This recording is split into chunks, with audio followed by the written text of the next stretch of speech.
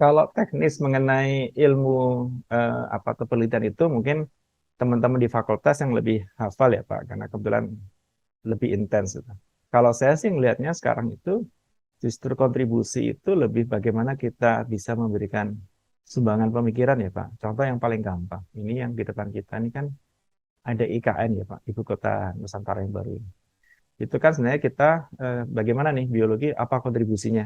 Nah kemarin dari teman-teman fakultas, dari dekan dan senat fakultas itu kita menyampaikan yang kita sebut dengan pola pemikiran atau kontribusi yaitu tentang misalnya tentang biodiversitas mengenai kebun raya di ibu kota negara yang baru sehingga ada keseimbangan ekosistem misalnya pengendalian pencemaran dan seterusnya. Nah itu yang kita berikan lebih ke arah sana sih Pak. Walaupun penelitian-penelitian lainnya banyak.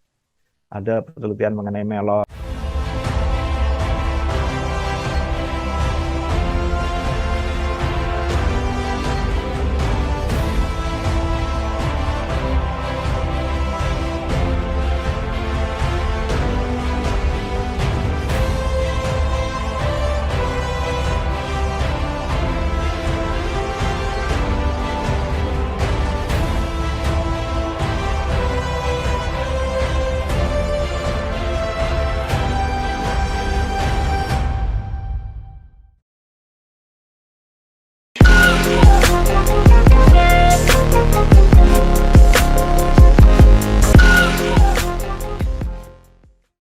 Assalamualaikum warahmatullahi wabarakatuh.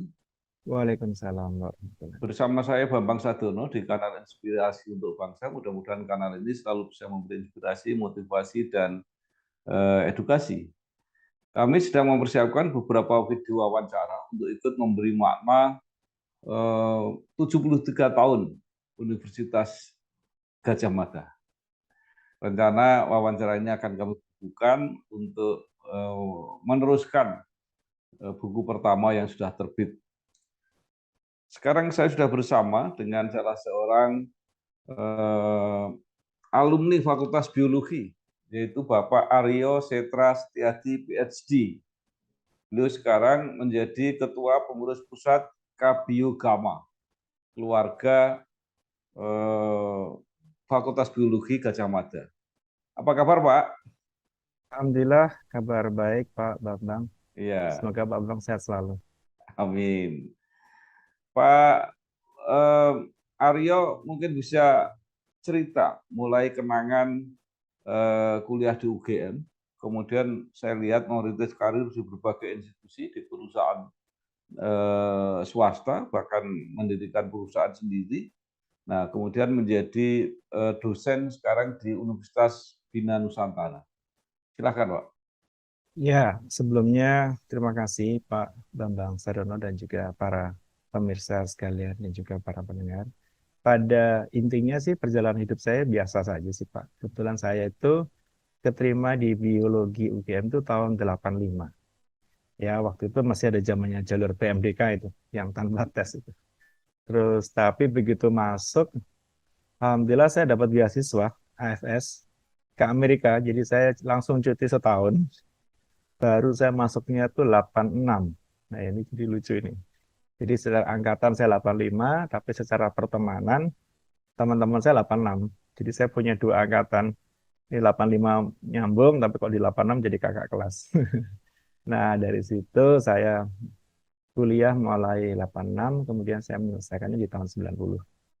Nah, di masa kuliah, kebetulan saya juga aktif di kegiatan kemahasiswaan. Saya sebagai Ketua Umum Senat Mahasiswa, yang mungkin sekarang namanya BEM kali ya, Badan Eksekutif Mahasiswa. Nah, di sela-sela itu juga saya bersama-sama dengan teman-teman dari fakultas-fakultas lain, kita membuat namanya Forum Komunikasi Senat Mahasiswa dan BPM. Gitu. Jadi BPM itu Badan Perwakilan Mahasiswa. Terus salah satu kegiatan yang berkesan di kuliah itu, waktu itu kita demo pertama kali, mahasiswa GM.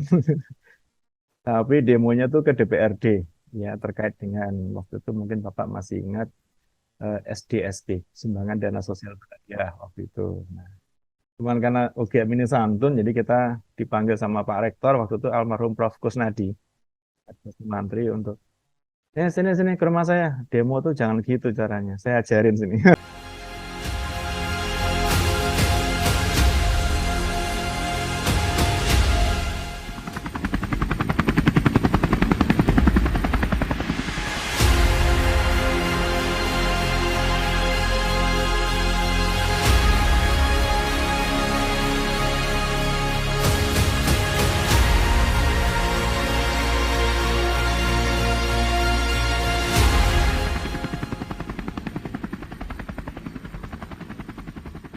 Akhirnya, Kemudian dipimpin itu ya. iya, diajak dikasih dia, dianterin mobil beliau, Pak. Jadi Iya, sungkan.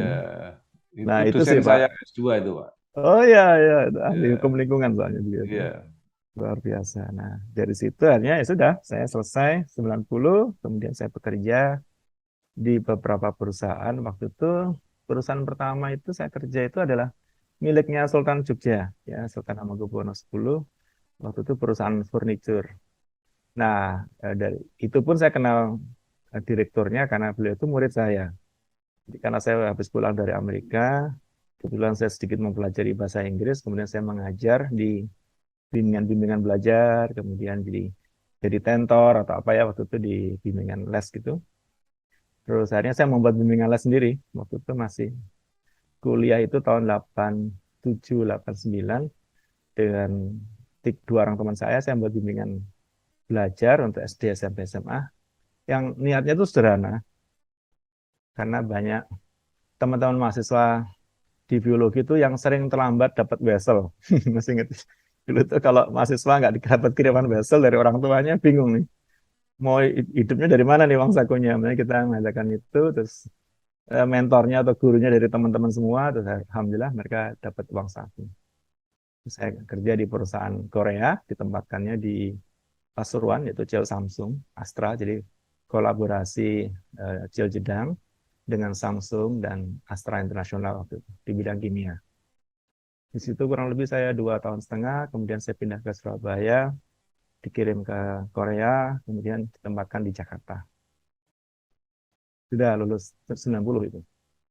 Jadi sebelum lulus saya sudah membuat perusahaan, bimbingan belajar, terus kemudian saya mengajar di apa namanya di perusahaan yang milik Sultan itu.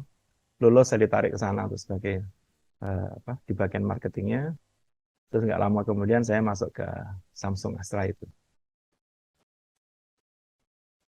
Nah, dari situ saya pindah Jakarta, terus kemudian dari situ saya mulai berpindah-pindah karir saya dari Samsung Astra, saya kemudian pindah ke Johnson Johnson di bagian farmaseutika di Janssen.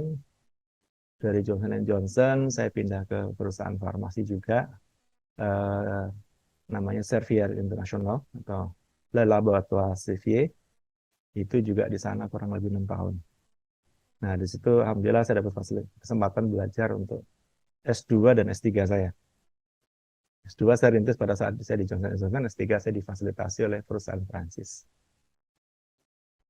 Ya dari situ panjang sih Pak, karirnya saya pindah-pindah perusahaan, pindah ke perusahaan Jepang di Meiji, kemudian perusahaannya miliknya keluarga Cendana pernah, terus pindah lagi ke perusahaan Hong Kong, terus kemudian sekarang di perusahaan Jepang. Pertanyaannya begini, Pak.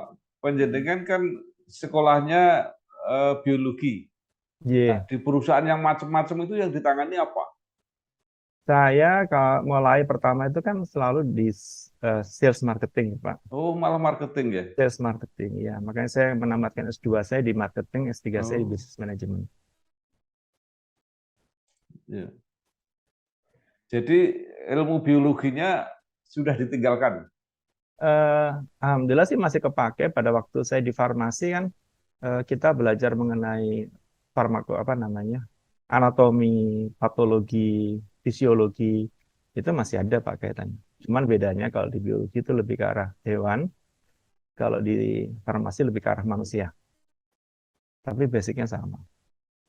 Hmm. Artinya Bapak menangani apa masalah-masalah operasional apa namanya produknya atau Pertamanya sih mulai dari produk, Pak. Dari produk manajemen, kemudian di marketing manajemen.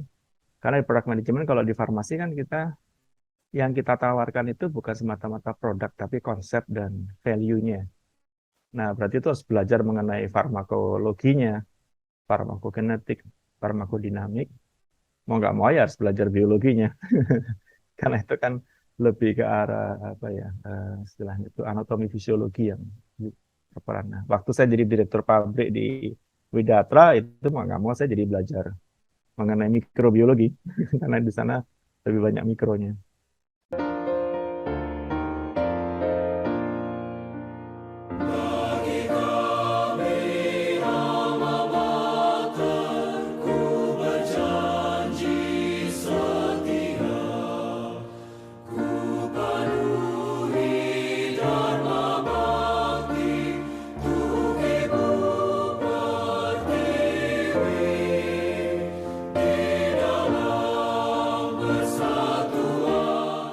Pengalaman Bapak kan banyak sekali, perusahaan yang banyak, kemudian bidang-bidang yang ditangani oleh banyak.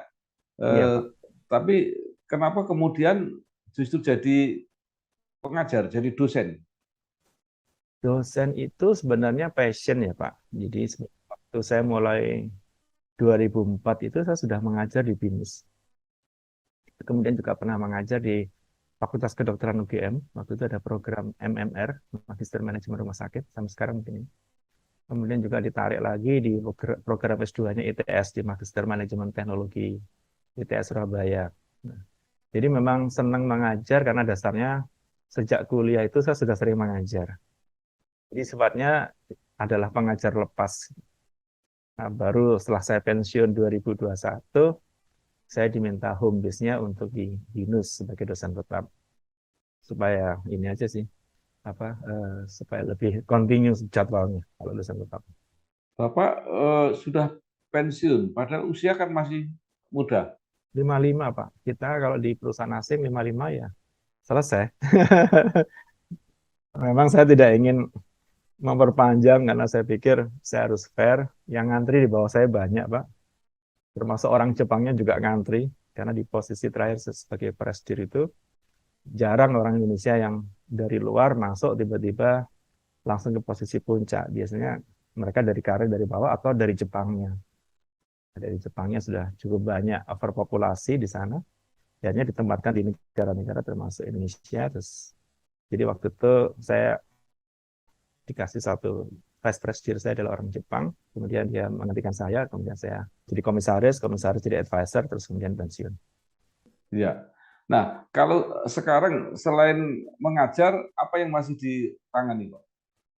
Sekarang saya mengajar, saya kebetulan menjadi HRD Director di 5 perusahaan klien saya. Jadi saya membawai ada perusahaan manufacturing, perusahaan distribusi, perusahaan jasa konstruksi, kemudian ada perusahaan di bidang impor, ekspor impor, sorry, impor dan distribusi. Jadi di situ sebagai HR dan kemudian saya diminta membantu ada satu perusahaan distribusi juga untuk sales marketing directornya. Jadi merangkap-rangkap saja sih, Pak.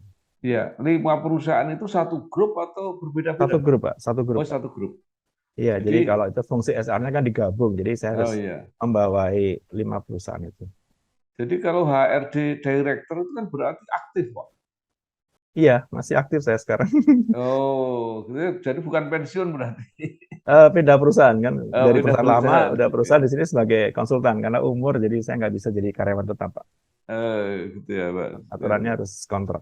Ya, jadi belajarnya biologi, pengalamannya di marketing, sekarang Manajemen, pabrik, menangani, distribusi. ya, justru menangani HRD. Iya. Eh, apa Pak itu journey seperti itu yang dirasakan seperti apa? Apa saling melengkapi atau seperti apa? Sebenarnya saling melengkapi sih, Pak. Karena waktu saya dulu belajar dan bekerja itu, saya merasakan bahwa pada akhirnya itu kan bukan seberapa banyak yang kita dapat kan, tapi seberapa banyak yang kita bisa berbagi, yang kita berikan. Dan waktu itu saya ngambil sertifikasi, selain sertifikasi professional marketer, juga saya ngambil professional certification untuk human resources. Waktu itu saya ambil di Singapura. Karena saya melihat bahwa pada akhirnya orang itu yang dikelola itu bukan semata-mata produk atau bisnis, tapi lebih ke arah manusia. Jadi justru ini yang menarik kenapa akhirnya saya dimintain tolong klien saya yang sudah cukup lama jadi klien saya kurang lebih 5 tahunan, terus dia bilang Pak Aryo bisa bantu saya nggak menata HR saya di grup ini ya. Sudahlah, Bismillah aja kita coba sampai sekarang Pak. Nah, sekarang yang menarik, Bapak sudah berjalan sampai kemana-mana, bidang yang ditangani macam-macam, tapi Ya. masih jadi ketua pengurus pusat Kabio Gama. Yang ini Iya, tentu para lulusan biologi. Seperti apa Pak itu? iya itu kan sebenarnya karena eh, apa ya lebih ke arah tanggung jawab moral ya Pak. Saya dulu pernah aktif di mahasiswa, kemudian juga kebetulan sekarangnya pengurusnya fakultas itu 2 periode ini sangat aktif gitu melakukan komunikasi dengan alumni dan saya pikir alumni harus juga mengimbangi keaktifan dari para pengurus fakultas itu yang notabene adik-adik kelas saya untuk bisa merangkul alumni lebih banyak, lebih luas, lebih intens untuk mengembangkan fakultas. Sehingga akhirnya saya diminta mulai 2021 ya, saya diminta jadi ketua pengurus pusat keluarga alumni biologi UGM. Itu tujuannya adalah satu, bagaimana kita bisa mensinergikan untuk Nyawiji dan Ibu Nani ya, sama dengan ibuku bapak nih, ibuku. Nah, akhirnya hari ini juga alhamdulillah kita barusan launching ya Pak, kerjasama dengan fakultas, yaitu kita mendirikan IBA, Indonesia Biologist Association. Jadi perkumpulan profesi ahli ilmu hayati, profesi ilmu hayati Indonesia. Jadi kalau mungkin Bapak Preso itu, kalau dokter itu ada ID yang mengeluarkan sertifikasi dokter, insinyur itu ada PII yang mengeluarkan sertifikasi insinyur, kemudian apoteker ada IAI, Ikatan Apoteker Indonesia yang mengeluarkan sertifikasi APT, apoteker. Nah, biologi ini sekarang kita akan melakukan sertifikasi untuk mengeluarkan sertifikat profesi namanya BIO. BIO itu singkatan dari biologi. Jadi nanti gelarnya itu di belakang kan ada nama bio, Pak. Ini baru kita launch tadi pagi, Pak, barusan di Dies Natalisnya biologi.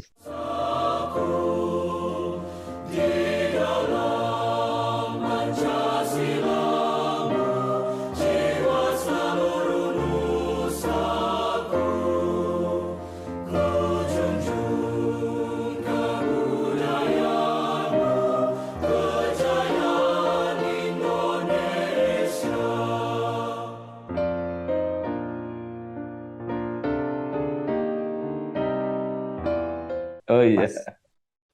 Nah, yang menarik alumni biologi misalnya salah satu aja seperti Pak Aryo ini yang bekerja di luar bidang biologi. Nah, pada umumnya Bapak sebagai ketua ini Kabio Gama ini Oke. itu lebih banyak mana yang tetap murni di bidang biologi atau yang di tempat-tempat lain? Secara persentase masih lebih besar yang di bidang biologi sih, Pak. Jadi teman-teman alumni ini masih sebagian besar, kalau enggak di tenaga pendidikan, dosen, peneliti, ya, atau mungkin jadi ASN yang semuanya terkait dengan bidang-bidang biologi. Masih sebagian besar. Tapi ada juga beberapa yang sudah mulai keluar jalur ya. Ada yang di perbankan, ada yang di militer, ada yang di kepolisian, ada jadi eksekutif, ada jadi perusahaan pengerah jasa tenaga kerja Indonesia, gitu ya. Macam ada perusahaan farmasi dan yang lain-lain. Jadi masih relatif kecil, tapi kebetulan saya lihat dari justru teman-teman yang di luar jalur biologi ini secara karir mereka lebih ini ya, lebih cepat menanjak karirnya dari dibandingkan yang jalur yang formal biologi. Nah, justru itu makanya kita waktu dulu saya pernah jadi pembicara di Dies, salah satu orasi ilmiah saya adalah kita memperkenalkan eh, istilahnya itu kurikulum atau mata kuliah kewirausahaan buat adik-adik biologi. Karena ternyata itu sangat menolong sekali buat para mahasiswa yang belajar biologi itu tidak sekedar hanya tahu ilmunya, hanya tahu bagaimana melakukan praktikum yang cukup berat itu, tapi juga belajar bagaimana seandainya mereka ada pilihan untuk membuat lapangan usaha, untuk berusaha mandiri. Nah, itu kita introduksi. Dan alhamdulillah sudah mulai banyak adik-adik yang sekarang berperan untuk pengen punya startup, Pak.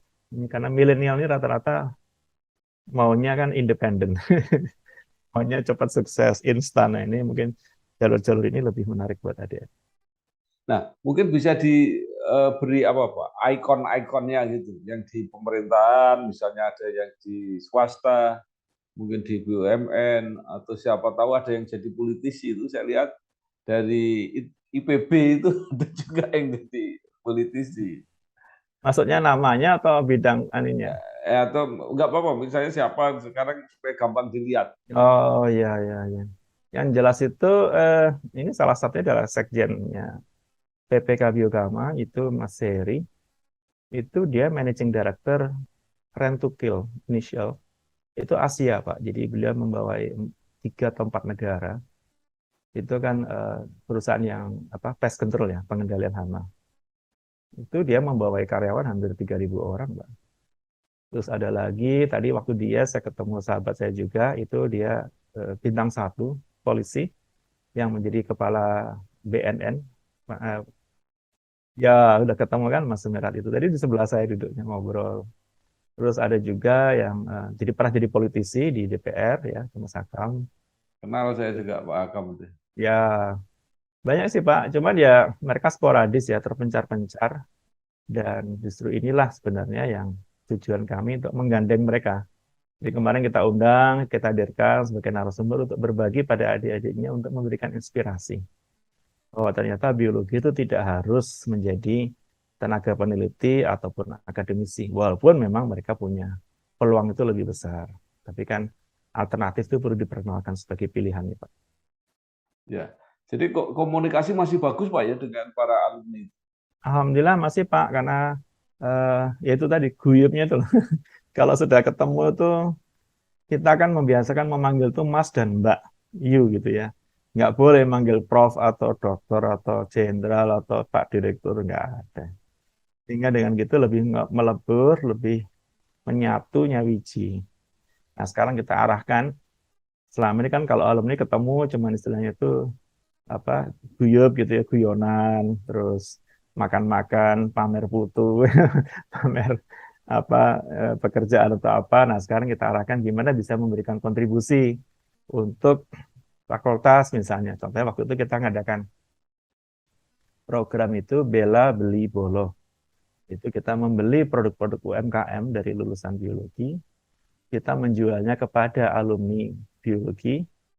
Nanti keuntungannya kita berikan sebagai setelahnya itu kita memberikan waktu itu tali asih kepada tenaga kesehatan yang menangani kasus COVID di DIY. Jadi tenaga ambulan, UGD, penggali kubur, kecamatan-kecamatan itu kita kasih ya bantuan sekedarnya Pak dari keuntungan yang kita dapatkan itu. Nah itu Jadi sudah ada, sudah berjalan Pak itu ya. sudah Pak. Terus webinar sudah sering Pak, ini sudah seri ke-8, kita berbagi informasi ya terkait mengenai apa, ilmu biologi, seperti ada kemarin cerita mengenai gajah di Sumatera, mengenai serangga, mengenai anggrek, mengenai burung jalak, dan lain-lain yang semuanya itu kita buka channelnya itu juga untuk publik sehingga mahasiswa dari manapun juga bisa belajar secara gratis, Pak.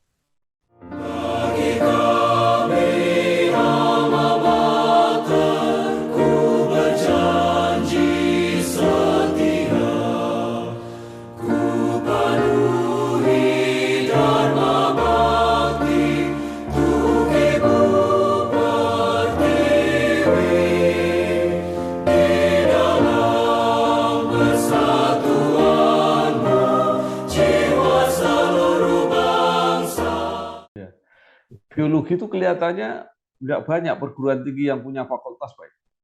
Iya, nggak banyak, Pak. Terbatas memang fakultasnya. Tapi ya ada yang menginduk ke program studi kan, ada yang masuk di bawah MIPA dan itu memang. Kalau di UGM itu fakultas sendiri, Pak. Artinya pesaingnya dari perguruan tinggi lain tidak banyak.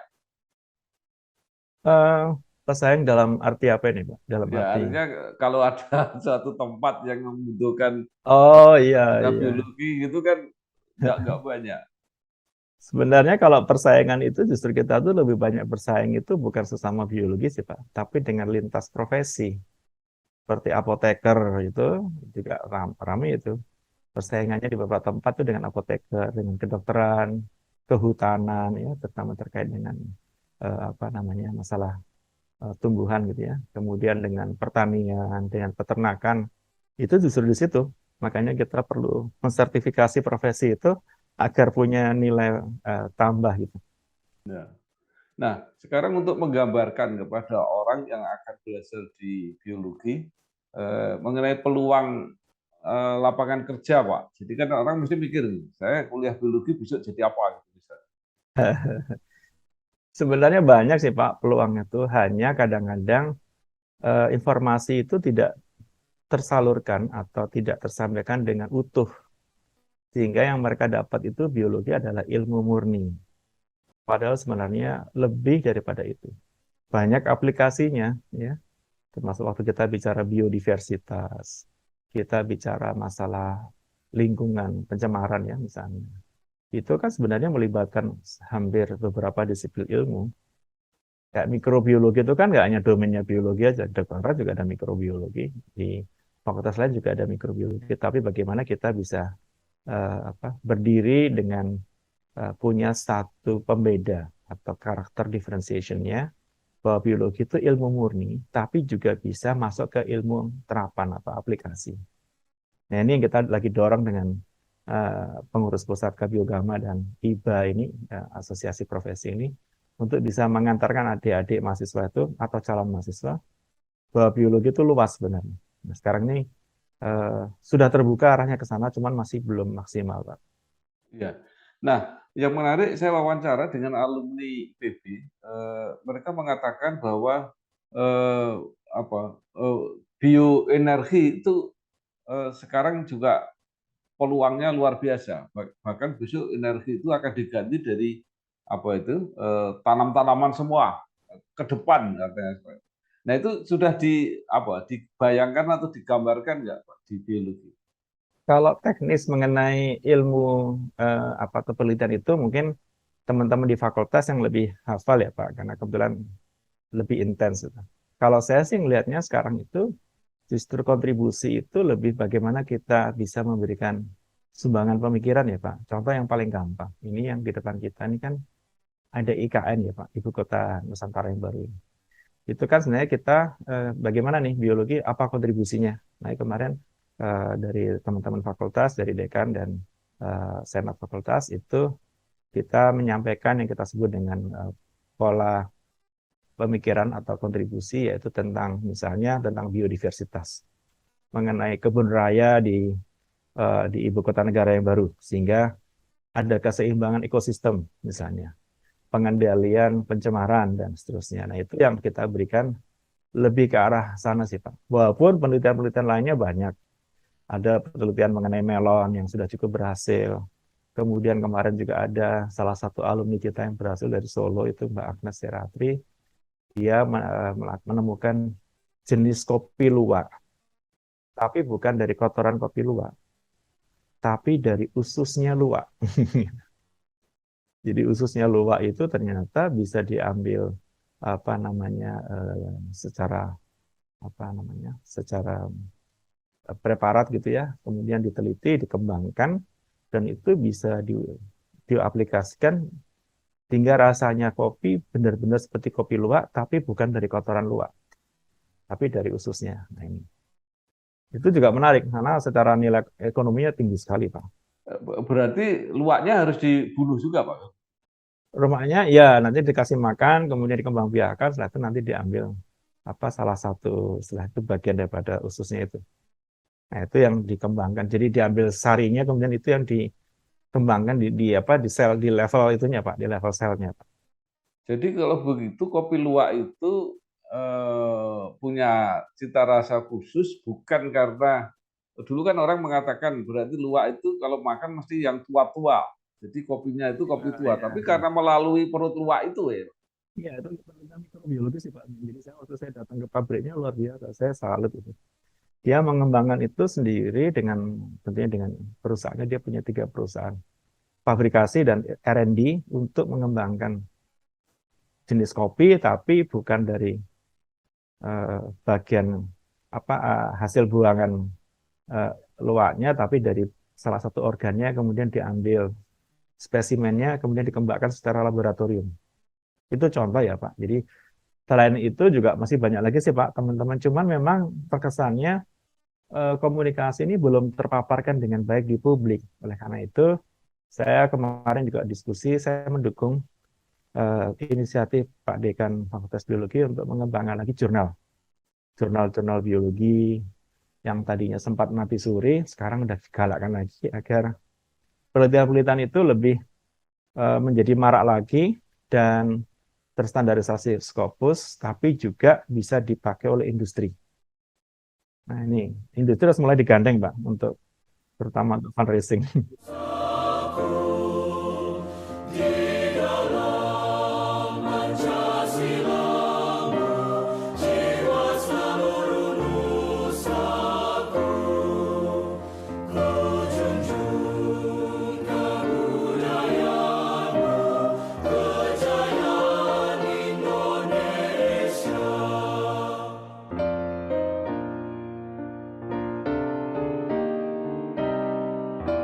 Itu sekaligus juga mungkin penting ya, karena eh, mohon maaf ya, saya orang mau masuk biologi itu kelihatannya yang bercita-cita itu tidak banyak kelihatannya. Yang "Oh, saya pengen masuk biologi." Mungkin karena apa ya, diterimanya di situ gitu. Karena peta ke anunya kan tidak kelihatan gitu. Jadi misalnya kalau orang sekolah hukum sudah bisa membayangkan bahwa itu ada pengacara-pengacara yang terkenal gitu ya.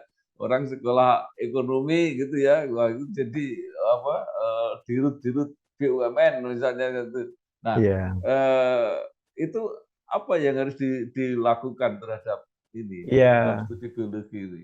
benar Pak. Memang stigma awal itu bahwa orang masuk biologi itu bukan pilihan pertama, itu banyak Pak. Ya, kalau saya pilihan pertama sih Pak. Tapi kan nggak semua. Dan banyak kan ada yang kejebak di situ. Dan pokoknya gimana caranya bisa kuliah di UGM. Wah, akhirnya yang diambil yang fakultas-fakultas yang waktu itu tidak terlalu tinggi persaingannya, tapi pakai UGM yaitu. Nah itu sempat terjadi ya generasi-generasi seperti itu. Tapi yang sekarang ini justru sudah mulai membaik ya Pak. Artinya petanya itu berubah, mappingnya itu banyak masa-masa yang baru-baru ini yang justru benar-benar mengambil biologi sebagai pilihan pertama. Jadi terbukti Pak, nilai tadi saya dengar paparan dari Pak Dekan itu, nilai kelulusannya itu hampir sebagian besar sekarang sudah semuanya kumlot loh Pak, nggak main-main. Tepat waktu kumlot, baik itu S1, S2, S3-nya, banyak juga S2, S2 yang masih muda, yang luar biasa. Artinya benar-benar mereka itu sudah dedicated, kepengen jadi seorang biolog. Nah, ini yang menarik ya. Jadi fenomena ini sudah mulai bergerak sekarang. Nah, yang harus dilakukan adalah kita harus lebih banyak memberikan role model, Pak. Cerita-cerita sukses. Jadi saya apresiasi sekali nih Pak Bambang Sardono dengan inisiatif mengadakan penulisan dan podcast-podcast ini. Untuk nanti juga kita bisa bagikan pada adik-adik mahasiswa ya Pak, kepada publik agar teredukasi. Bahwa biologi itu bukan cuma pilihan kedua, ketiga loh. Pilihan pertama ya banyak. Artinya kalau melihat contoh secara finansial, apakah iya kalau jadi pegawai negeri itu gajinya UMR? Enggak, itu biologi yang teman-teman yang gajinya sebulan di atas 1-2 M ya banyak. Tapi kan tidak muncul karena mereka cenderung apa ya santun ya Pak. Alumni UGM itu rata-rata kan low profile. Kayak ingin tampil kayak yang di sosialita ya. Jadi low profile tapi begitu kita datengin, kita sawanin, kita ajak, kita gandeng itu mereka welcome Pak. Tinggal masalahnya kita tidak bisa menunggu Pak, tapi harus menjemput. Itu contoh. Ya, sekarang, terakhir Pak, tadi memang sudah banyak yang, eee, biologi jadi pilihan pertama ya, jadi, Iya. apa, tujuan misalnya, tapi juga mungkin sebagian enggak gitu ya. Nah, apa yang harus ditambahkan kapasitas atau kemampuan mereka supaya jadi kalau tidak bisa di bidang biologi mereka juga bisa melayani bidang-bidang yang lain. Ya, ya ini bagus Pak. Jadi memang sebenarnya salah satunya yang harusnya dilakukan adalah melakukan eh, apa ya, improvement dari sisi kurikulumnya Pak. Jadi kurikulum itu harusnya mulai banyak porsi untuk yang non basic science. Sehingga non basic science itu lebih aplikasi. Itu yang pertama. Kedua, lebih banyak mendatangkan para pembicara dari luar, kuliah-kuliah tamu. Sekarang kita ada program namanya alumni mengajar. Alumni kita undang mengajar dan kerjasama dengan fakultas, terutama untuk pembekalan calon wisudawan, atau ada istilah itu, di biologi itu ada beberapa platform ya, ada biologi apa ngobrol bareng alumni, ngobrol santai, dan biotalks dan segala macam. Itu memberikan insight-insight dari perspektif luar kampus. Nah ini bagus Pak, karena pendekatan ini jadi mulai terbuka bahwa ternyata ada loh yang harus kita pikirkan di luar ini. Nah ketiga, selain mendatangkan role model dan mengundang para pembicara luar untuk memberikan insight, kita membuat program profesi ini, Indonesia Biolog Association yang hari ini diresmikan. Itu kita akan lebih banyak mempertajam gitu ya, mengasah keterampilan para biolog untuk menjadi profesi yang bisa disandingkan dengan profesi-profesi lain. Selama ini karena mereka tidak punya profesi yang diakui, dalam tanda kutip, dalam tanda kutip itu confidence-nya agak agak kurang ya Pak. Kalau ini kita sertifikasi dan ini berlaku 5 tahun sekali, harus diperbaiki, diuji ulang, ditingkatkan lagi kemampuan profesinya, maka mau nggak mau secara keilmuan maupun secara praktisi akan selalu terasah dan terjaga, Pak. Iya, baik. Luar biasa. Terima kasih sekali Pak Aryo Jadi, Setrastiadi, sami-sami PhD, Pak Ketua Bambang Pengurus Sah. Pusat Kabio Gama. Ini semakin jelas Ya, apa yang bisa digambarkan tentang Fakultas Biologi dan apa yang bisa dikembangkan sebagai medan pengabdian lapangan kerja di masyarakat. Baik Pak, mudah-mudahan sukses terus. Terima kasih. iya, matur nuwun Pak. Mudah-mudahan nanti ini saya Ya, bisa dapat rekamannya, bisa saya bagi ke baik. adik-adik semuanya, Iya, calon-calon mahasiswa, calon-calon biolog, agar mereka juga ya, lebih percaya diri dan yakin bahwa ya. masa depan itu di tangan mereka semua. Ya, terima Matur kasih. nuwun. Wassalamualaikum warahmatullahi wabarakatuh. Waalaikumsalam.